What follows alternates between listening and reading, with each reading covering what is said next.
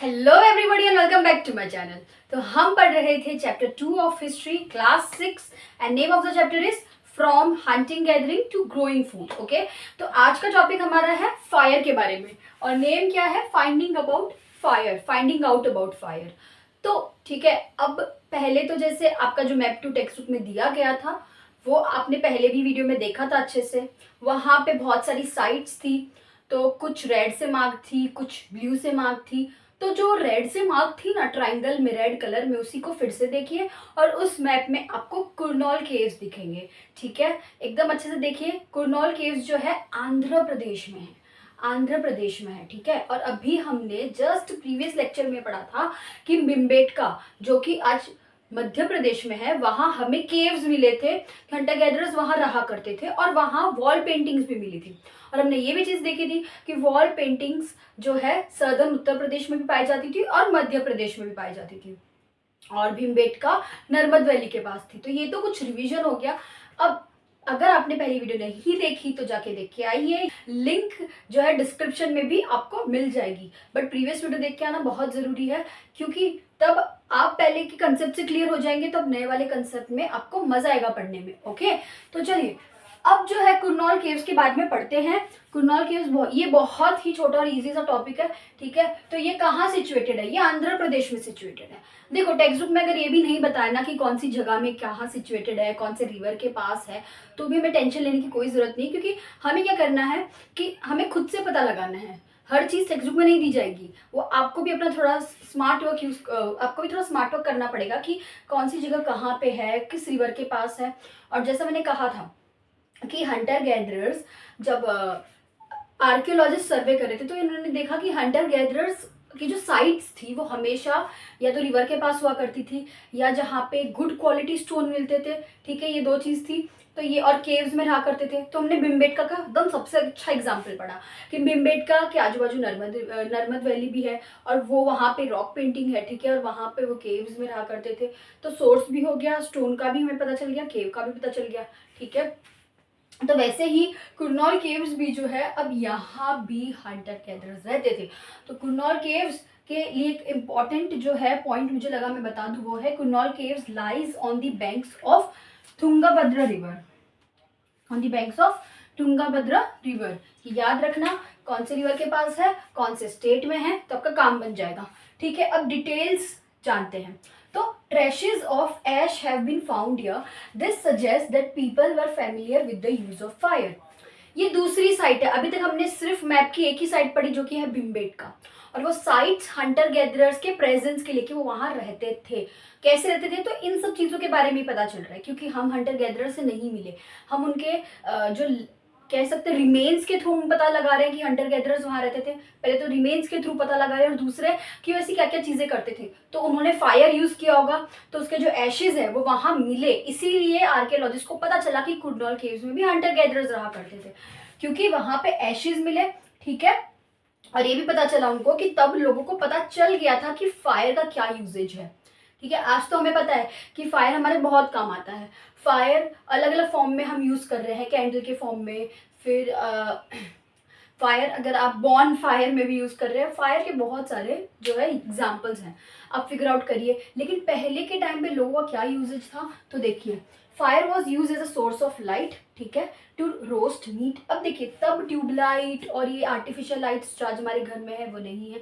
ठीक है, अब उनके पास सुबह तक जो सनलाइट रहती थी वो रहती थी, लेकिन अगर रात को उनको इधर से उधर जाना है, कि चलो रात को कोई उनके जहाँ वो रह रहे हैं वहां पे कोई एनिमल आ गया, तो वो क्या लेके निकलेंगे, तो वो फायर को जो है उन्होंने जलाया होगा कोई लकड़ी वकड़ी पे, तो वो उसको लेके निकलेंगे। हाथ में से फायर रख के नहीं जाएंगे, वो कोई लकड़ी या किसी चीज पे से जला के उसको लेके जाएंगे कि चलो कोई एनिमल आया तो देखेंगे, उनकी जान बचाने के लिए। वही कि to scare away animals and also as a source of light, कि उनको दिन रात में काम हो या कुछ भी हो, वो उसके लिए सोर्स ऑफ लाइट के लिए बेस्ट था fire. And then to roast meat. अब जैसे मैंने कहा था कि मीट को ऐसे तो खाएंगे नहीं।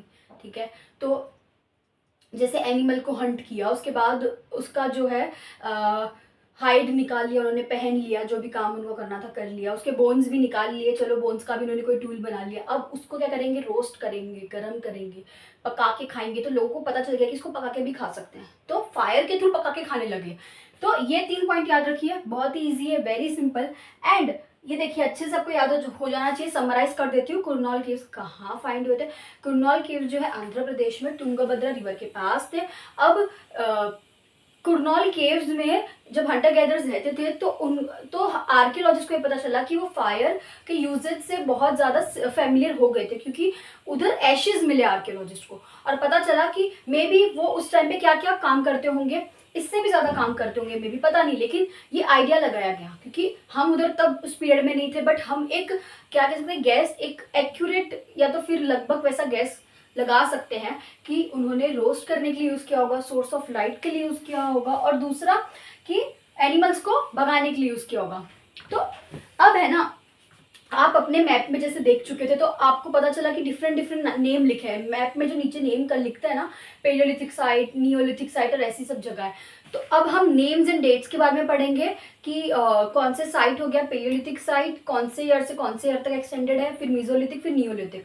क्योंकि ये देखो, हर जो टेबल दी होती है ना हिस्ट्री टेक्स्ट बुक में, कोई भी आपके सब्जेक्ट में, वो कुछ ना कुछ इन्फॉर्मेशन दे रही है, और ये तो बहुत इंपॉर्टेंट है। ये जो कॉम्पिटिटिव एग्जाम की तैयारी कर रहे हैं सब लोगों के लिए बहुत इंपॉर्टेंट है। हिस्ट्री में आप वो टेबल वगैरह को मत भूलिएगा बिल्कुल भी, तो मैं भी आपको वो समझाती हूँ, ठीक है। ओके, सो हम जिस टाइम पीरियड को पढ़ते हैं ना, उसको 3 पार्ट्स में डिवाइड किया गया है, और वो भी डिफरेंट डिफरेंट टाइमलाइन के साथ, ठीक है। तो आपके टेक्स्ट बुक में भी ये बॉक्स दिया है, तो साथ साथ में अभी जैसे जैसे मैं ये पढ़ा रही हूँ, ये फ्लो चार्ट याद रख लो, क्योंकि पूरा बॉक्स होता है ना, तो हम सिर्फ लर्न करते थियोरटिकल वे में, पर आप इसे फ्लो चार्ट के वे में लर्न करोगे तो आपके लिए बहुत ईजी होगा, ठीक है। तो सबसे पहले पेलियोलिथिक पीरियड आता है, तो ये सबसे अर्लीस्ट पीरियड है, ठीक है। सबसे अर्लीस्ट पीपल, जब मैंने कहा था earliest people on earth used to live 2 million years ago and they were hunter gatherers, right. तो ये कब से स्टार्ट होगा, देखो नाम पढ़ते जाओ और फिर उसका ईयर पढ़ते जाओ, बहुत ईजी है, और उसकी डिटेल्स मैं ये रब करने के बाद बताऊंगी आपको। पेलियोलिथिक पीरियड जो कि अर्लीस्ट पीपल है, जो कि अर्लीस्ट पीरियड है, वो कब से स्टार्ट हुआ, 2 मिलियन ईयर्स अगो से लेके 12,000 ईयर्स अगो तक, ठीक है। तो 2 मिलियन ईयर्स से लेकर 12,000 ईयर्स तक जो है पेलियोलिथिक पीरियड है, और इस पीरियड को हम बोलते हैं अर्लीस्ट पीरियड। अब अर्लीस्ट पीरियड तो है, बट पेलियोलिथिक वर्ड को अगर आप 2 टुकड़ों में कर दो, मतलब ये इसका जो है ग्रीक ओरिजिन है, ये दोनों ग्रीक वर्ड से ये 2 ग्रीक वर्ड से बन के ये वर्ड आ जाए पेलियोलिथिक, तो ये 2 ग्रीक वर्ड से बना है। तो ग्रीक में पेलियो अब और लिथोस, ठीक है। अब यहाँ देखना, यहाँ पे है PALEO, लेकिन यहाँ पे PALAEO, ठीक है। ये ए और इसका फर्क देखना, स्पेलिंग बहुत इंपॉर्टेंट होती है। तो पेलियो का मतलब होता है ओल्ड, एंड लिथोस का मतलब होता है स्टोन। तो इसका मतलब कि ये पीरियड, ये कह सकते हो ओल्ड पीरियड है, स्टोन के रिलेटेड है, ठीक है। तो ओल्ड स्टोन इसका मीनिंग बन रहा है, तो ओल्ड स्टोन पीरियड करके आप इसे याद कर सकते हो। अब क्योंकि यहाँ पे मैं इतनी बार कह चुकी हूँ कि लोग हंटर गैदरर्स वहीं जाना पसंद करते थे जहाँ उनको स्टोन की जो है क्वांटिटी मिल सके, अच्छी क्वालिटी का स्टोन मिल सके, क्योंकि उनको पता था कि स्टोन का क्या इंपॉर्टेंस है उनकी लाइफ में। अब सिर्फ फॉरेस्ट जो है, अब कह सकते हैं फॉरेस्ट उनकी नीड्स बहुत पूरी करते थे, लेकिन स्टोन नहीं होगा तो स्टोन के बिना वो टूल्स नहीं बना सकते थे। स्टोन के साथ साथ फिर वुड और बोन के भी वो टूल बनाने लगे, लेकिन मैंने कहा था कि सबसे ज्यादा लोगों ने स्टोन ही यूज किया था, तो इसी के लिए इसको जो कह सकते हैं स्टोन वाला पीरियड कह सकते हैं। And also the name points to the importance of finding of stone tools, इसीलिए इसको कहा जाता है ओल्ड स्टोन पीरियड। अब देखिए मेसोलिथिक जो है वो, अब मैंने कहा था पेलियोलिथिक 2 मिलियन ईयर्स से लेकर 12,000 ईयर्स तक जो है एक्सटेंड करता है, फिर 12,000 ईयर्स से लेकर 10,000 ईयर्स तक मेसोलिथिक पीरियड आता है, फिर 10,000 से लेके बाद का जो पीरियड है वो नियोलिथिक होता है। तो आप ऐसे याद रखिए कि 2 मिलियन ईयर्स से लेकर 12,000 ईयर्स तक जो है हमारा पेलियोलिथिक पीरियड आता है। उसको भी, क्योंकि ये इतना बड़ा पीरियड हो गया, उसको भी अपर मिडल और वैसे करके लोअर 3 भाग में जो है डिवाइड किया गया है, वो मैं बताती हूँ अभी। और मेसोलिथिक जो है, मेसोलिथिक को 12,000 ईयर्स अगो से लेकर 10,000 ईयर्स अगो तक का है, फिर नियोलिथिक 10,000 ईयर्स तक के बाद का है। तो ये मैंने सिर्फ अभी आपको नाम और उनके पीरियड का बताया, और इसमें इसलिए लिखा है क्योंकि ये किस ओरिजिन से आया है वो आपको जानना जरूरी है। अब इन सब की डिटेल्स मैं आपको बताती हूँ। अब क्योंकि ये 2 मिलियन ईयर से लेकर 12,000 ईयर तक एक्सटेंड करता है, तो ये पेलियोलिथिक में ही ऐड करते हुए मैं लिखूंगी कि ये जो है पेलियोलिथिक पीरियड वो अपर, मिडल और लोअर में डिवाइडेड है। ठीक है, ये पीरियड को 3 पार्ट में डिवाइड किया गया है। आप इसको ऐसे लिख सकते हो कि पेलियोलिथिक पीरियड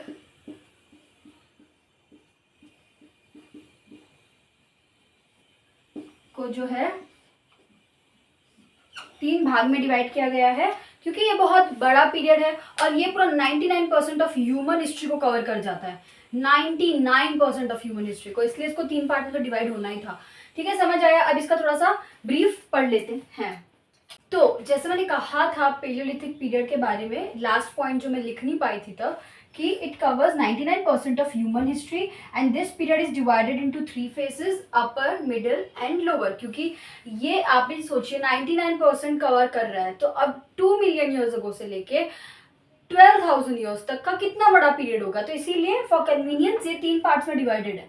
अब मीजोलिथिक पीरियड के बारे में थोड़ा डिटेल्स में पढ़ने के लिए हम पहले जान लेते हैं कि मीजोलिथिक पीरियड कब से कब तक होता है। मैंने कहा था 12,000 से 10,000, ये मैंने पहले ही बता दिया था। बट मीजोलिथिक को मिडिल स्टोन भी कहते हैं। ये जो पीरियड है ये मिडिल स्टोन पीरियड है। अब this period marks the beginning of environmental changes. ये पीरियड से एनवायरमेंटल चेंजेस जो है शुरू हो जाते हैं।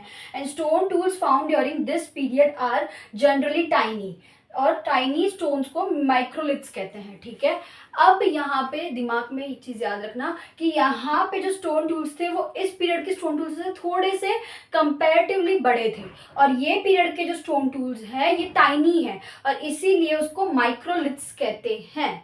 माइक्रोलिथ्स मतलब कि माइक्रो मतलब टाइनी। बट ये भी मत भूलना कि इस पीरियड में उन्होंने बड़े स्टोन्स यूज करना बंद कर दिए। इट्स जस्ट दैट कि इस पीरियड का स्पेसिफिकेशन क्या हो गया कि वो टाइनी टूल्स यूज करते थे और उनका नाम था माइक्रोलिथ्स, जो कि स्टोन से ही बने थे। ये स्टोन पीरियड ही चल रहा है क्योंकि यहाँ पे भी मिडिल स्टोन है नाम, ठीक है। बट वो तब के स्टोन टूल्स भी यूज किया करते थे। ऐसा जरूरी नहीं माइक्रोलिथ्स आ गए तो सिर्फ माइक्रोलिथ्स यूज करते हैं, नहीं। वो जो पेलियोलिथिक पीरियड के स्टोन टूल्स है वो भी वो कंटिन्यू यूजेज में रखते थे, कब किसकी जरूरत पड़ जाए। And microliths were stuck on the handles of wood और bone to make tools such as saws and sickles. अब माइक्रोलिथ्स को ना बोन एंड वुड के हैंडल पे जो है, क्योंकि छोटे छोटे थे तो इससे वो उस पर लगा देते थे, ठीक है। तो डिफरेंट डिफरेंट टूल बन जाता था, उससे सॉज एंड सिकल्स बन जाते थे, और इससे ना एरो एंड स्पेयर भी बन सकता है क्योंकि छोटा सा स्टोन हो गया, ठीक है, और उसको एक बोन या वुड के हैंडल पे लगा दिया तो जो पॉइंटेड पार्ट था माइक्रोलिथ वो ऊपर लग गया, तो हंटिंग में भी हेल्प हो रहा है। तो ये आप पढ़ लो अच्छे से। और फिर ये भी याद रखना कि देखो मीजोलिथिक पीरियड में ये चीज़ अभी दिमाग में अपने याद रख लो कि ये पीरियड से जो है एनवायरमेंटल चेंजेस देखने मिले। तो इस पीरियड में सिर्फ एनवायरमेंटल चेंजेस नहीं देखने मिले, ये तो था ही, साथ में फार्मर्स एंड हर्डर्स का इमर्जेंस हुआ कि कैसे जो हंटर गैदरर्स थे उन्होंने फार्मिंग के टूवर्ड्स ना ये अपना कदम बढ़ाया, मतलब उन्होंने धीरे धीरे फार्मिंग के बारे में जाना और वो फार्मर्स भी बने, फिर वो आगे आगे हर्डर्स भी बनते गए और वो सेटल होने लग गए लाइफ में। तो ये पीरियड इसलिए बहुत इंपॉर्टेंट है। अब नियोलिथिक का जो छोटा सा पार्ट है वो पढ़ लेते हैं, ठीक है। तो आइए चलिए हम नियोलिथिक पीरियड के बारे में जानते हैं। तो ज़्यादा टेक्स्ट बुक में इसके बारे में नहीं बताया गया है, इतना बताया गया है कि 10,000 ईयर्स अगो पहले शुरू हो गया था। अब नियोलिथिक पीरियड जो है इसको कहा जाता है न्यू स्टोन एज, ठीक है। अभी हमने क्या पढ़ा, palaeolithic period is old stone age, then comes the middle stone age. तो अब आप ही सोचिए ओल्ड मिडल अब न्यू की बारी आई, ठीक है। तो ये जो है ये न्यू स्टोन एज है, इस पीरियड को न्यू स्टोन एज के नाम से जाना जाता है। And also it is the last and third part of the stone age, ठीक है। अभी हमने जितना भी क्लासिफिकेशन पढ़ा तो ये भी याद रख लेना कि इन केस आपको नियोलिथिक पीरियड पे लिखने बोलते तो आपको पता होना चाहिए, और जनरली भी कि लास्ट और थर्ड पार्ट है किसका, स्टोन एज का, और इसीलिए इसका नाम भी क्या है, new stone age. And also it is also called as the food producing stage because by this time human beings were well versed with the art of growing and consuming food. अब यहाँ पे एक बात ये note कर लेना कि ये एक ऐसे जनरली आप याद रख लेना इस चीज़ को कि इसको है ना फूड प्रोड्यूसिंग स्टेज भी कहा जाता है, क्योंकि ये टाइम आते आते तक ना ह्यूमन बींग्स जो है काफ़ी हद तक एग्रीकल्चर से फेमिलियर हो चुके थे, उनको काफ़ी क्रॉप्स ग्रो करने आ गए थे और उसी के साथ साथ उनको पता चल गया था कि अब क्या खाया जा सकता है और क्या ग्रो किया जा सकता है। इसीलिए ये स्टेज के बारे में भी ना आगे फर्दर चैप्टर्स में भी आ सकता है, जो भी है, पर आपको इतना याद रखना है कि स्टोरी की फॉर्म में लेके चलो। मेसोलिथिक पीरियड में हमने क्या पढ़ेंगे अभी कि यहाँ पे जो है हंटर गैदरर्स अब धीरे धीरे फार्मर्स बनते जा रहे हैं, हर्डर्स बनते जा रहे हैं। तो वो जब फार्मर्स बनते ही जा रहे हैं तो थोड़े थोड़े क्रॉप्स के बारे में वो फैमिलियर होंगे। उसके बाद नियोलिथिक पीरियड तक आते आते तो वो थोड़े क्या बहुत ज़्यादा क्रॉप्स के बारे में जानने लगेंगे और एग्रीकल्चर उनके लिए बहुत नई प्रैक्टिस नहीं रहेगी, वो बहुत यूज टू हो जाएंगे उससे। तो ये 3 से 4 चीज़ें याद रख लो कि इसको फूड प्रोड्यूसिंग स्टेज भी कहते हैं और एक न्यू स्टोन एज भी है।